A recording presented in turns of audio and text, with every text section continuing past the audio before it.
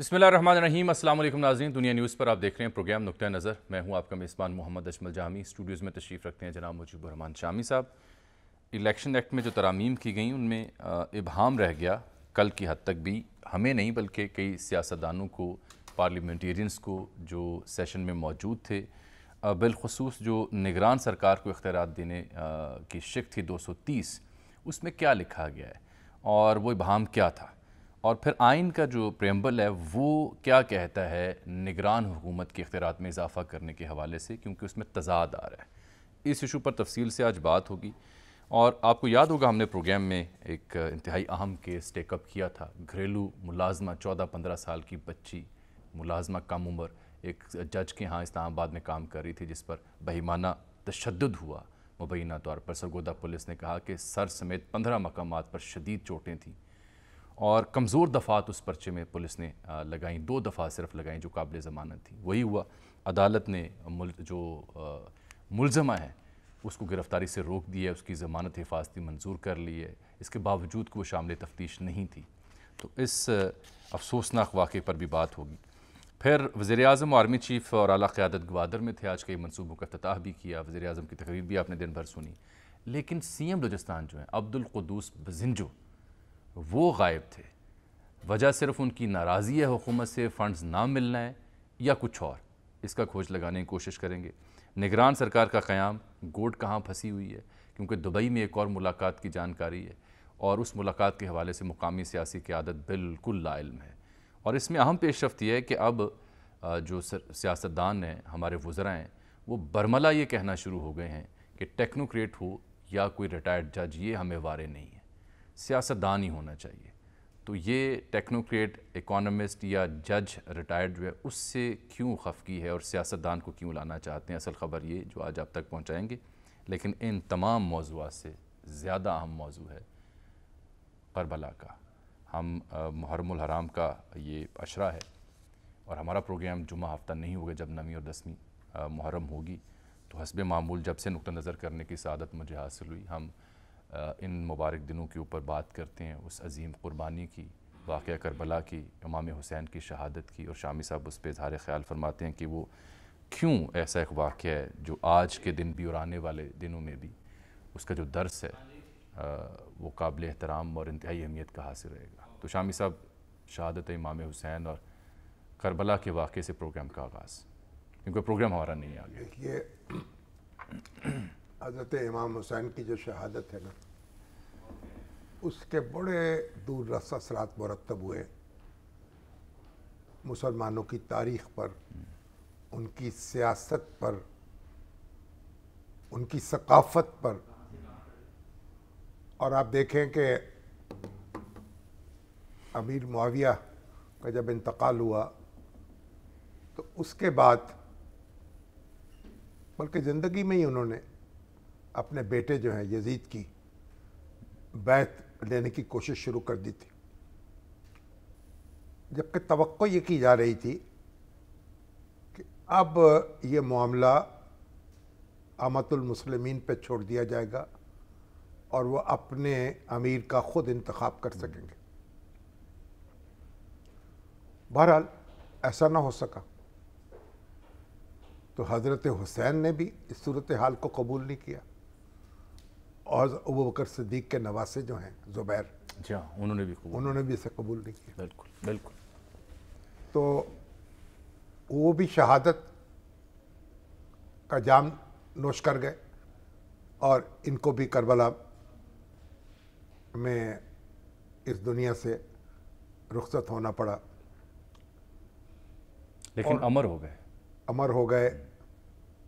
اور آپ دیکھیں کہ آج ان کا نام ہے، اقبال نے کہا ہے نا کہ غریب و سادہ و رنگی ہے داستان حرم، ابتدا نہایت اس کی حسین، ابتدا ہے اسماعیل۔ آپ دیکھیں، یہ طے کر دیا بات، مسلمانوں کے ضمیر میں یہ بات اچھی طرح داخل ہو گئی کہ جو حکمران ہیں نا مسلمانوں کے، وہ ان کی مرضی سے وہ ان کا اقتدار قائم ہونا چاہیے۔ بنو امیہ کی حکومت قائم ہوئی، اس کے بعد پھر خون حسین کا بدلہ لینے کے لیے بنو عباسی میدان میں آئے، لیکن عمر بن عبدالعزیز جب خلیفہ مقرر ہوئے تو پہلا کام انہوں نے یہ کیا، لوگوں میں تمہیں اپنی بیعت سے آزاد کرتا ہوں، تم اپنے سے جس کو بہتر سمجھتے ہو حکمران چن لو، کیونکہ ایک بنیادی چیز طے کر دی گئی کہ آپ زبردستی جبرن آپ مسلمانوں کے حکمران نہیں بن سکتے، مسلمانوں کا اجتماعی ضمیر اس کو قبول نہیں کرے گا۔ کیا اب یہ بات ہے، سلام، یہ ہمارے سلام دوست بشیر کاظمی مرحوم کمال کے شاعر تھے، اور سقوط ڈھاکہ کے بعد تو جو ان کی نظمیں ہیں وہ کمال ہیں، گیا قبر اقبال پر گیا روتا ہوا، تو کمال نظمیں لکھی انہوں نے، اور انہی کی ایک نظم ہے، بڑی طویل نظم ہے، وہ ان کے بیٹے ثقلین نے مجھے امریکہ سے بھیجی ابھی، اور اس کے 2 بند میں پیش کرتا ہوں، طویل نظم ہے لیکن کیا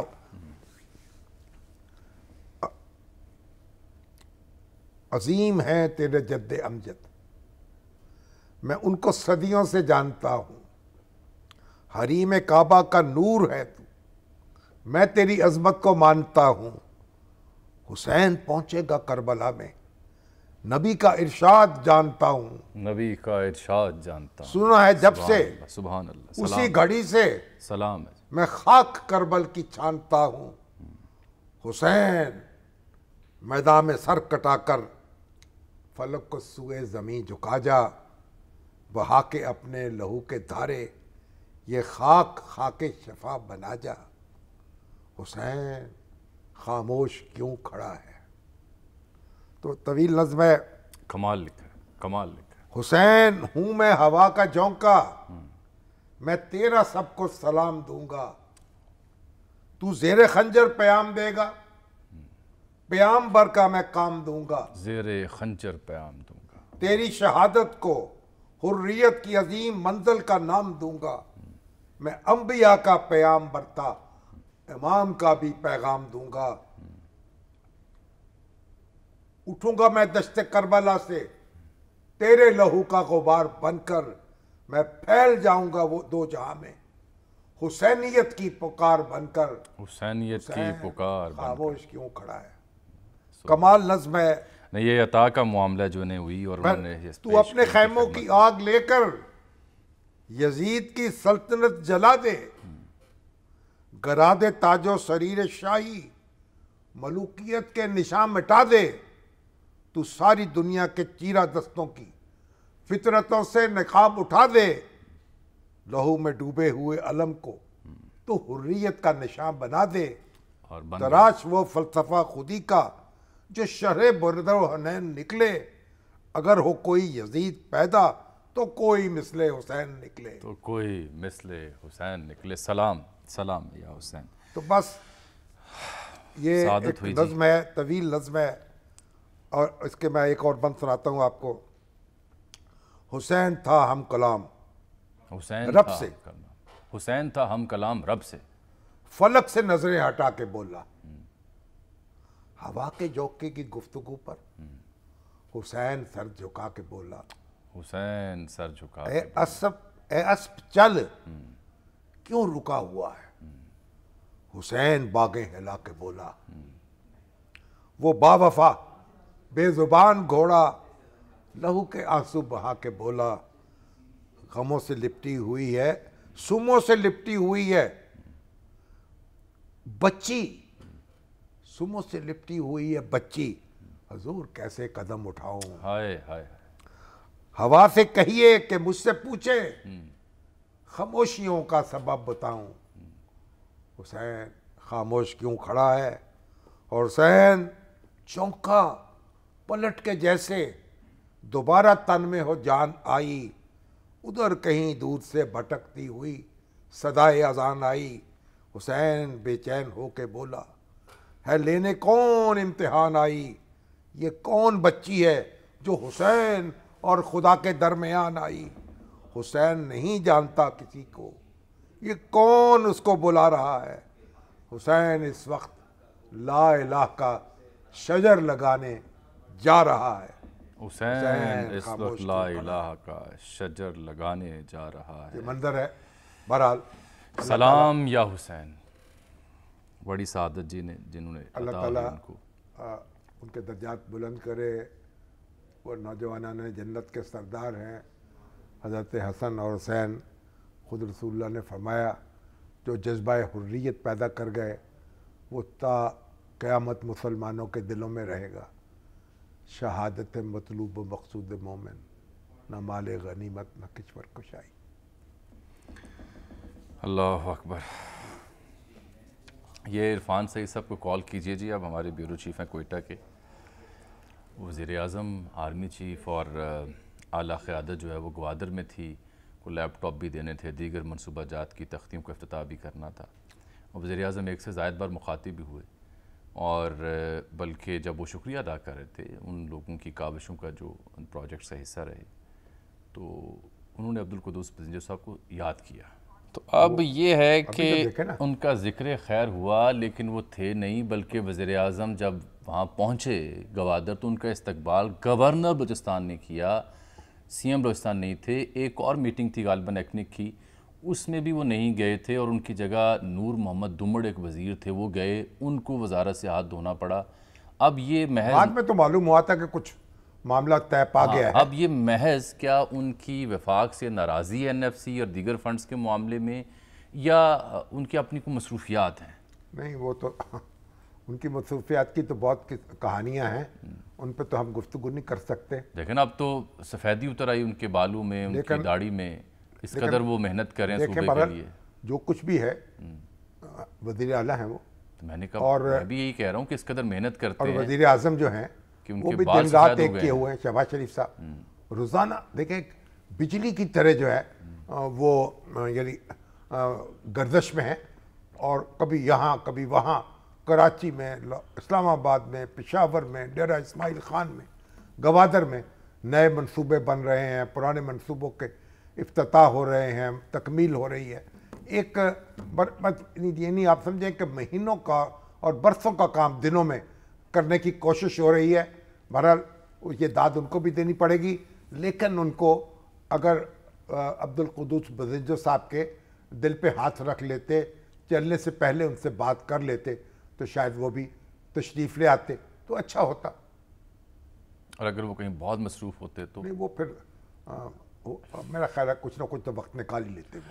نہیں، اکثر مصروفیات کی وجہ سے وہ کئی اہم نوعیت کی میٹنگز میں بھی شریک نہیں ہو پاتا. کچھ ہے، کچھ ایسی صورت تو ہے، لیکن یہ ہے کہ اب مجھے آپ کا احترام بڑا ہے، ورنہ میں مزید ان کا بھی احترام ہے، لب کشائی کرتا. اچھا جی، عرفان سعید صاحب، لب کشائی جو ہے نا وہ ضروری نہیں ہے کہ یعنی بے موقع کی جائے. یا نہیں، بس میں تو انہیں داد دوں گا کہ اتنی محنت صوبے کے لیے کر رہے ہیں. بار بار میں کہہ رہا ہوں کہ بالوں میں سفیدی اتر آئی ہے، داڑھی میں سفیدی. جی نہیں، رات بھر نہیں سوتے، اس قدر محنت کر رہے ہیں. اتنی فکر ہے انہیں صوبے کی. شب بیداری طویل ہے، انتہائی طویل. دن کو سوتے ہیں تھوڑی بہت کیلولا. عرفان سعید صاحب، یہ ناراضی کی وجہ کیا ہے؟ دیگر معاملات پہ میں آپ کو زحمت نہیں دوں گا. شکریہ جامی صاحب. جو معاملات ہیں وہ وزیر اعلیٰ نے برہا اس کا ذکر بھی کیا، اور خاص طور پہ جو بلوچستان کے جو معاملات ہیں، فائنینشیل جو معاملات ہے، کرائسس میں ہے. صبح شامی صاحب، جس طرح گزشتہ سال سیلاب آیا تھا، وزیر اعظم کوئٹہ اور بلوچستان کے مختلف ایریاز میں انہوں نے وزٹ کیا. بلوچستان میں بہت تباہی پھیلی تھی اور 10 ارب روپے کا انہوں نے اناؤنس کیا تھا. وہ بھی آج تک، وہ 1 سال گزر گیا، وہ پیسے بھی نہیں ملے. اس طرح PPL کے جو معاملات ہیں، جو صوبے کے PPL کے ذمے جو 50 ارب روپے کے جو واجبات ہیں، وہ بھی ابھی تک وفاق کی جانب سے یقین داریوں کے باوجود کس کے ذمے واجبات ہیں؟ 50 ارب روپے جو PPL کے ذمہ واجبات ہے صوبے کے، وہ ابھی تک نہیں ملے، اور اس پہ بارہا میٹنگز ہوئی، وفاق کی جانب سے یقین دہانیاں کرائی گئی، لیکن اب تک نہیں ملے. تو ناراضگی کی بیسیکلی وجہ تو یہی بظاہر بتائی گئی ہے کہ بلوچستان کے ساتھ جو وفاق کا جو طرز عمل ہے اور NHA کا جو اس وقت جو صورتحال ہے، بلوچستان کی بیشتر جو پل ہیں، رابطہ سڑکیں ہیں، وہ ٹوٹ کا شکار ہیں. آپ مجھے بتائیں ان کے نہ آنے سے وہ پیسے ریلیز ہو گئے؟ یہ یقین دہانی تو اگر وہ آتے تو زیادہ بہتر طریقے سے معاملے کو اٹھا سکتے تھے، یقین دہانی حاصل کر سکتے تھے. बिल्कुल बिल्कुल, ये तो आपकी बात दुरुस्त है कि अगर आपके कोई घर में कोई आता है तो उसके बिल्कुल उसकी इज्जत अफजाई होनी चाहिए। लेकिन जो वज़ीर आला का जो मौक़िफ़, वो कहते हैं कि जी हमने बारहा इनके जो विजिट पे जो इतने अखराजात होते हैं, अगर ये अखराजात सूबे के अवाम पर खर्च किए जाएं या जो सैलाब ज़दगान की जो मदद की जाए उस पर। इरफान, ये बड़ा अहम नुक्ता है कि ये जो दौरों पर अखराजात उठते हैं ये सूबे पर लगाए जाएं। ये तो आपने बताया ना कि सरकार का मौक़िफ़ क्या है, लेकिन ऑन एयर मैं कह रहा हूँ कि यही जो दलील है, इस्तदलाल है, ये वज़ीर आला अपने जो दौरे हैं या अपनी मसरूफियात हैं उन पे क्यों नहीं सादर फरमाते? आपसे नहीं मैं पूछ रहा, उनकी खिदमत में ऑन एयर सवाल पूछ रहा हूँ। ख़ुद तो अक्सर कराची में पाए जाते हैं, जो वहाँ पर बलूचिस्तान की उनकी CM की एनेक्सी है और उनकी दीगर मसरूफियात होती हैं, उनके ऊपर उठने वाले अखराजात का भी अगर वो जायज़ा लें तो फिर शायद उनका इस्तदलाल ज़्यादा मुनासिब और दुरुस्त लगे। बहरहाल बहुत शुक्रिया आपका। कराची पाए जाते हैं, आज भी कराची थे, करीबी तो ग्वादर है, चले जाते हैं। चलिए छोड़ दूं इस मामले को? आप छोड़े इसको। चलिए ठीक है, खायद साहब का बयान ले आता हूँ फिर मैं। अखराजात जो हैं, अखराजात की भी जब कहानी है ना कि अब जो तकरीबात होती हैं उनसे खिताब होता है, लोग जाते हैं, लोगों से मिलते हैं, कोई तफसील बयान होती है, कोई हौसला होता है, उनमें मैं तो कोई सादगी इस तरह होती, बाद औक़ात तो चाय की प्याली भी नहीं मिलती, मैंने तकरीबात में अक्सर देखा है। लेकिन बहरहाल उनकी एक अपनी ज़रूरत है और सादगी की अपनी ज़रूरत है, कफ़ायतदारी की अपनी। ये वैसे मामला हल हो जाना था, लेकिन एक इंतहाई ज़िम्मेदार शख्सियत इस्लामाबाद, मेरी उनसे इस मौजू पे कोई 2 माह पहले बात हुई तो उन्होंने कहा 1-2 माह रह गए हैं तो बस चलने देने। चलिए, तो वरना ये हल हो जाना था वंस फॉर ऑल, वक्त नहीं था। अच्छा जी, ख्वाजा साहब का जो बयान था, जाम साहब भी खड़े होंगे ना? जी हाँ, वो भी इन एक्शन है मैदान में। हाँ, गुफ्तगू कर रहे हैं आजकल, बता रहे हैं क्या उनके साथ हुआ। जाम साहब बड़े ढंग के वज़ीर आला थे। हाँ जी, वो नज़र भी आते थे, बातचीत भी करते थे, मिलते भी थे लोगों से, और बल्कि लाहौर भी आए, इस्लामाबाद, कराची भी उनके वालिद वज़ीर आला, उनके दादा वज़ीर आला, वो खुद वज़ीर आला, माशाअल्लाह। यार अगर ये तो मशरूत कर दी मामला। मर्दों के बारे में बात हो या ख्वातीन के बारे में, नादेबा बात तो किसी के बारे में भी नहीं होनी चाहिए ना, एक बात। दूसरी बात यह कि वो आदमी है तुम्हारे जैसे, जो तुम करोगे सो हम करेंगे, ये फ़लसफ़ा था ना हमारे कराची वाले भाइयों का। हाँ जी मगर ख्वाजा साहब, हमारे वासिफ अली वासिफ साहब कहते थे, हम तुम्हारे जैसे नहीं हैं। हम तुम्हारे जैसे नहीं हैं, तो फिर हम अपने जैसे हैं। हाँ, तो अपनी ढब तो आनी चाहिए। हम वो करेंगे जो हमें करना चाहिए। हाँ, तो इस सीनियर हम वो नहीं करेंगे जो आप कर रहे हैं। बहुत उम्दा दर्स है। अगर हम वो करें तो फिर आप हमारे लीडर हो जाएंगे। और फिर आप में और हम में फ़र्क क्या है? अगर आपने अपने मुखालिफों को अपना लीडर बना लेना है, उनको फॉलो करना है, तो फिर आप में उनमें फ़र्क क्या रह गया? तो ख्वाजा साहब बीबे बच्चे बने, आप ख्वाजा सफदर के औलाद हैं, आपको चाहिए आप उनको फॉलो ना करें, अपनी वैल्यूज़ के साथ जुड़े रहें। ख्वाजा सफदर साहब का वैसे उमूमी रवैया या ज़ुबानो बयान बहुत मोहतात, बहुत संजीदा, बहुत यानी बाकिरदार शख्स थे, बावकार शख्स थे, और एक एक लफ्ज़ जो है सोच समझ के बोलते। उस वक्त तो तसव्वुर ही नहीं हो सकता था ना जो आज की डिक्शन है। अच्छा, हाँ जी, ये तो डिक्शनरी अब इजाद हुई है जो। हाँ जी, अब तो माशाल्लाह 10-12 साल हो गए इस बस डिक्शनरी को राइज। अल्लाह रहम करे इसमें। हाँ, इसमें इजाफा होता जा रहा है। बड़ा ख्वाजा साहब खुद ही गौर फरमा लें, अच्छी बात है, अपनी ज़ुबान अपने तरीके से इस्तेमाल करें, मुखालफों के तरीके से नहीं।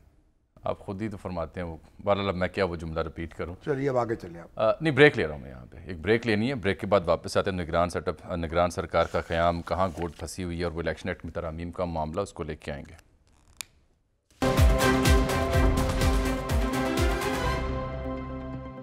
वेलकम बैक नाज़रीन। निगरान सरकार का क़याम है, वक्त कम है, गोट कहाँ फंसी हुई है, फ़ैसला क्यों नहीं हो पा रहा। इसहाक डार साहब का नाम आया, फिर उसकी तरदीद हुई। राना सनाउल्लाह तो कह रहे अब हमने नाम नहीं दिया। ख्वाजा साहब का इंटरव्यू आपने देख लिया। अब तो बल्कि राना साहब ये कहते हैं कि किसी टेक्नोक्रेट या किसी रिटायर्ड जज को निगरान वज़ीर-ए-आज़म होना ही नहीं चाहिए, क्योंकि ये जानिबदार होता है, गैर जानिबदार नहीं होता। उनकी ये इसकी तशरीह थी, और इसलिए निगरान वज़ीर-ए-आज़म एक सियासतदान को होना चाहिए। यानी एक अरसे से हम सुन रहे थे कोई माहिर मईशत होगा, कोई टेक्नोक्रेट होगा जो حکومت کے آن گوئنگ پروجیکٹس کو آگے لے کے چلے، کیونکہ آپ نے ترامیم بھی اسی لیے کی ہیں، اختیارات ان کے بڑھائے ہیں کہ جو جاری منصوبہ جات ہیں ان کو آگے دیکھ سکیں. تو پھر اب اچانک سیاستدان کیوں یاد آ رہا ہے؟ اور دبئی میں ایک ملاقات کی بھی اطلاع ہے، کئی اخبارات نے اس پر لکھا بھی ہے کہ یہ بھی لکھا کہ مقامی قیادت لا علم ہے زرداری صاحب کی اور نواز شریف کی.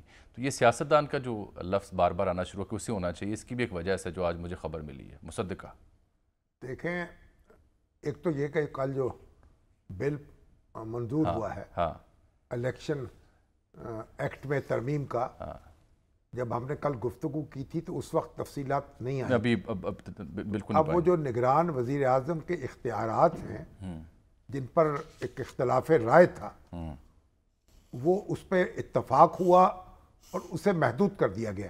یعنی جو جاری منصوبے ہیں ان پہ دستخط کر سکتا ہے، ان پہ ان کو جاری رکھے گا، نیا نہیں کر سکے گا، کوئی نئے یعنی اجرا نہیں کر سکے گا.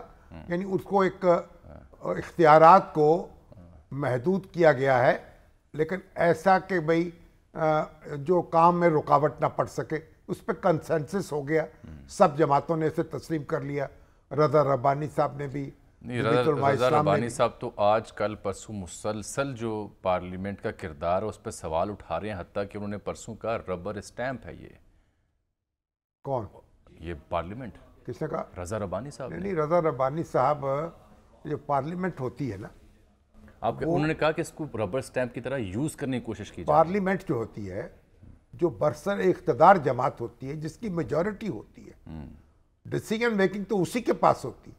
لیکن ابھی آپ دیکھیے کہ رضا ربانی صاحب نے جو اعتراض اٹھایا تھا اسے تو قبول کر لیا گیا، ترمیم کر لی گئی اور بل اتفاق رائے سے منظور ہو گیا.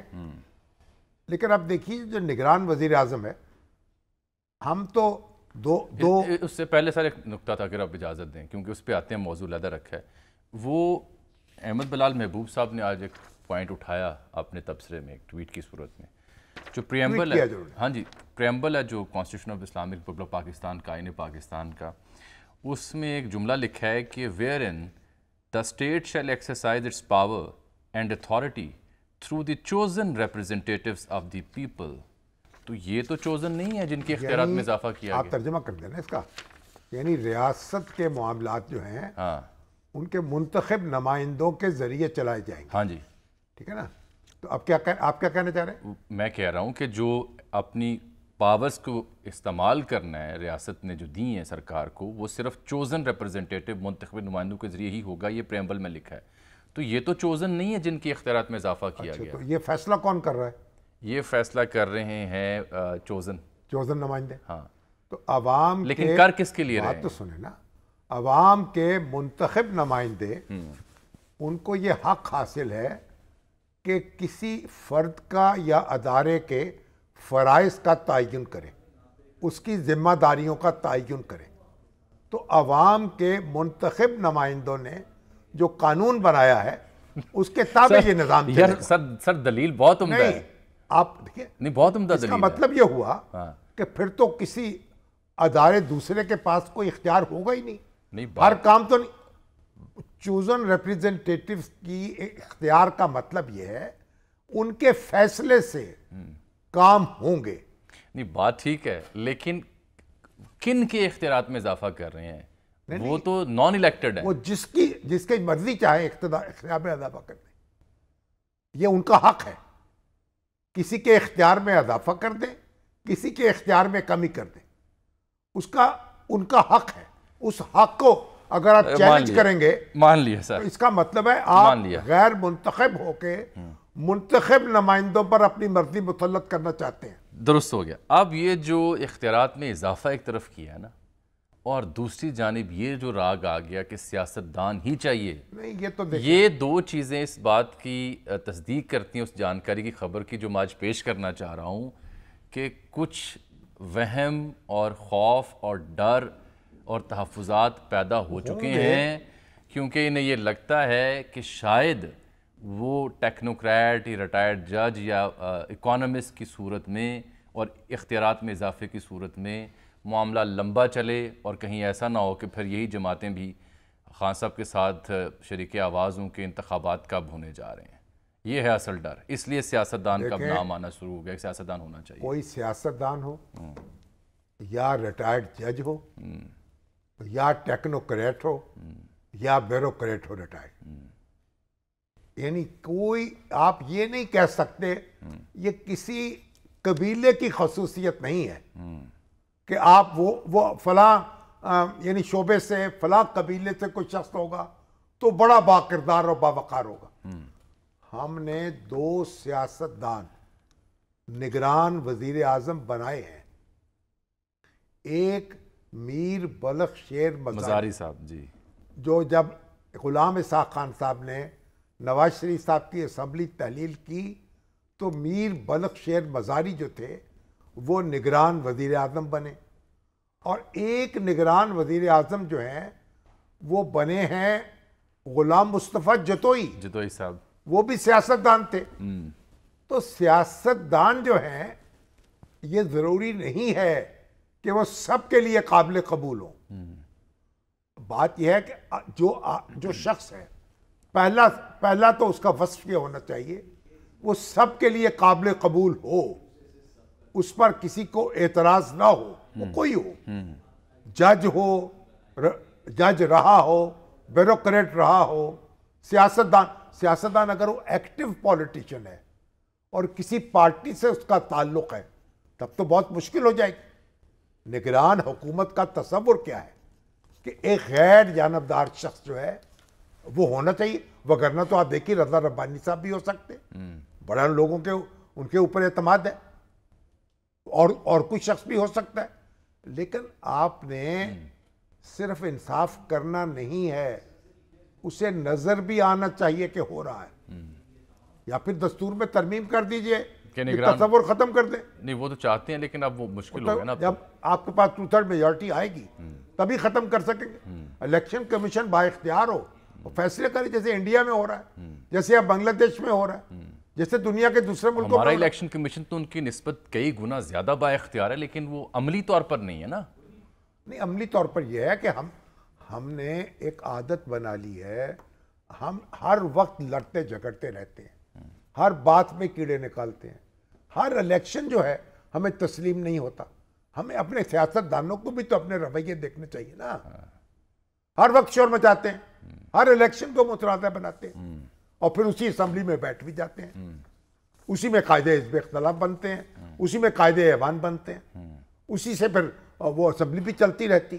اور دوسرا نقطہ جو ان کا نواز شریف صاحب کی واپسی کا ہے, اس میں عرفان صدیقی صاحب سے منسوب بیان میں دیکھ رہا تھا, وہ کہہ رہے تھے کہ جی اگست کے آخر تک آئیں گے اور انتخابی مہم کی قیادت کریں گے. اس کے پیرالل ہم دیکھتے ہیں خرم دستگیر صاحب وائس آف امریکہ سے مخاطب تھے, وہ یہ فرما رہے تھے کہ نہیں ان کی آنے میں بھی رکاوٹیں ہیں, جب تک ستمبر نے گزر جاتا قانونی اور آئینی کچھ رکاوٹیں ہیں. چیف جسٹس نہ آ جائے, یہ کہہ رہے ہیں. ایک اطلاع اور ملی ہے کہ جی ابھی تذبذب ہی ہے, واضح نہیں ہے, کیونکہ یہ جو نگران حکومت کا قیام ہے یہ طے کرے گا کہ وہ کب آ رہے ہیں. اگر تو کوئی لمبا پروگرام ہے تو پھر شاید نہ آئیں. تذبذب جو ہے نا سیاست میں وہ کام نہیں آتا. عشق کی ایک جست نے طے کر دیا قصہ تمام, اس زمین و آسمان کو بے قرار سمجھا تمہیں.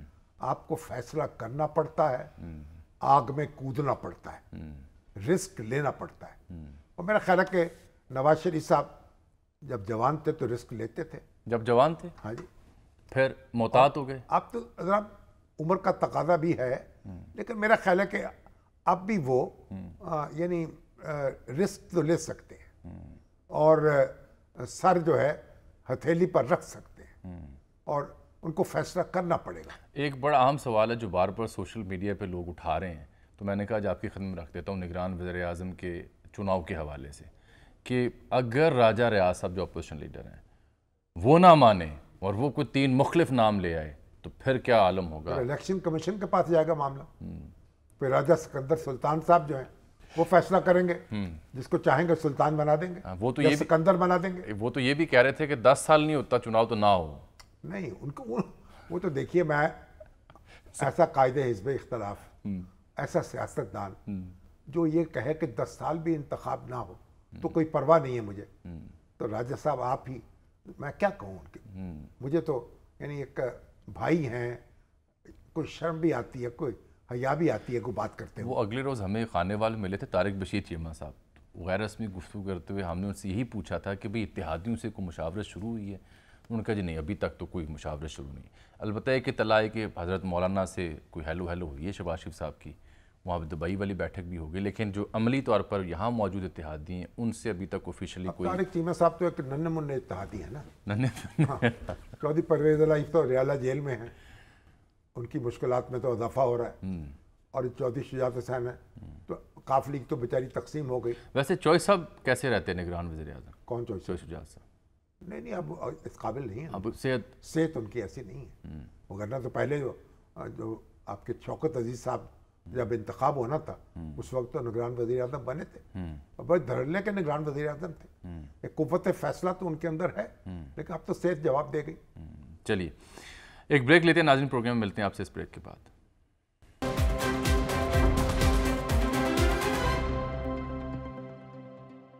वेलकम बैक नाज़रीन। ये जो घरेलू मुलाजमत तशद्दुद केस था शामी साहब, जिसका जिक्र हमने इब्तदाइये में किया था, ये आज लाहौर में जज साहब के सामने केस किया है, तो उन्होंने उनकी हिफाजती ज़मानत जो मुलज़मा है जज साहब जो सिविल जज है उनकी अहलिया वो मंजूर कर ली है और पुलिस को गिरफ़्तारी से रोक दी है।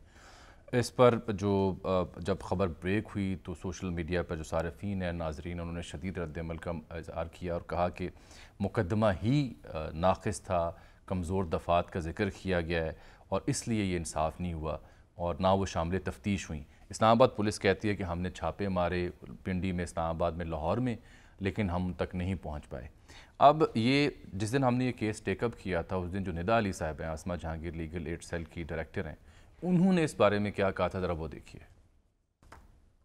जो FIR कटी है और उसमें जो इन्होंने प्रोविजंस डाली हैं वो बहुत कमज़ोर डाली हैं। उसमें से दोनों ऑफेंसेस 506 और दूसरा भी जो उन्होंने डाला है 342 दोनों अवेलेबल है। अब अगर आपका कोई ऑर्गन इम्पेयर होता है, उसका माउथ इम्पेयर हुआ है ना, उसमें मुतारिफ हुआ है जो उसका दांत तोड़ है, तो उसमें उसको उसकी शेक डालनी चाहिए थी उनको 326, ठीक है जी। और फिर दूसरा उसका एक अटेम्प्ट टू मर्डर है, उसको स्टाफ कर रहे हैं, उसको खाना नहीं दे रहे, उसका गला दबाया गया है। तो पहले तो आप मुझे बताएं, कानून साजी तो हो चुकी है। अब पुलिस ने रिपोर्ट जो FIR काटी है, क्या वो सही काटी है? वो बहुत कमज़ोर रिपोर्ट काटी है, जो बज़ाहिर उसने अपना बयान दिया है उसके मुताबिक भी नहीं काटी। उसके बाद जो मेडिकल एग्जामिनेशन में और मुतासिर चीज़ें आएंगी, जिससे उसका जिस्म या उसको चोटें आई हैं, वो और सर ये अलमियत दुरुस्त है, क्योंकि जो सरगोदा पुलिस ने जब ये बच्ची को सरगोदा की थी, सुन लेना क्या कि ये जो हमारी NGOs हैं, जो सिविल सोसाइटी के लोग हैं, इनको चाहिए ये अदालत का दरवाज़ा खटखटाएं और ये कहें कि इनमें FIR में दूसरी दफात शामिल की जाए। कानूनी रास्ता भी तो इख्तियार करना चाहिए ना। अभी तो जो उनकी बेल हुई है ना, इससे कम से कम तो ये हुआ ना, बाजियाब तो हो गई ना वो, अब अदालत के सामने तो पेश होंगी ना ये खातून जो मुलज़िम है। हाँ, तो अब तो ये तो नहीं कह सकते वो मिल नहीं रही। अब अगर बेल कंफर्म होगी तो अदालत के सामने आना पड़ेगा। ये NGOs के अलावा ऐसे मुकदमात में सरकार को खुद नहीं मुद्दई बनना चाहिए। अगर सरकार नहीं बन रही या पुलिस ने ऐसी दफात कमजोर लगाई हैं तो फिर हमारी NGOs का भी तो काम है ना, वो दरवाजा खटखटाएं अदालत का। देखें ना, 342 है रॉन्गफुल कन्फाइनमेंट और जो 506 है वो पनिशमेंट ऑफ क्रिमिनल इंटिमिडेशन। बस अभी अदालत, कानून की अदालत में जाए ना। बिल्कुल जाना चाहिए, लेकिन मैं अर्ज़ ये करना चाह रहा था कि सरगोदा पुलिस ने कहा कि जब बच्ची हमने देखी, उनका बयान लिखा हुआ FIR में, तो उन्होंने कहा सर समेत 15 मकामात पर चोटें थीं, दांत टूटा हुआ है, सर और अंदरूनी अज़ा मुतासिर हैं। तो जो निदा अली साहिबा बात करी थी ना अटेम्प्ट टू मर्डर, वो क्यों नहीं लगी? तो मेडिकल रिपोर्ट लेकर पुलिस को भी दरख्वास्त देनी चाहिए, वो कानूनी रास्ता भी इख्तियार कर लेना। हम हवा में तीर चलाते रहते हैं। उम्मीद है हरकत में आएगी रियासत भी, NGOs भी और पुलिस भी कि इस बच्ची को इंसाफ मिल सके। नाज़रीन, आज के लिए इतना ही। आपसे मुलाकात होगी अगले प्रोग्राम में, तब तक के लिए इजाज़त दीजिए। अल्लाह हाफ़िज़।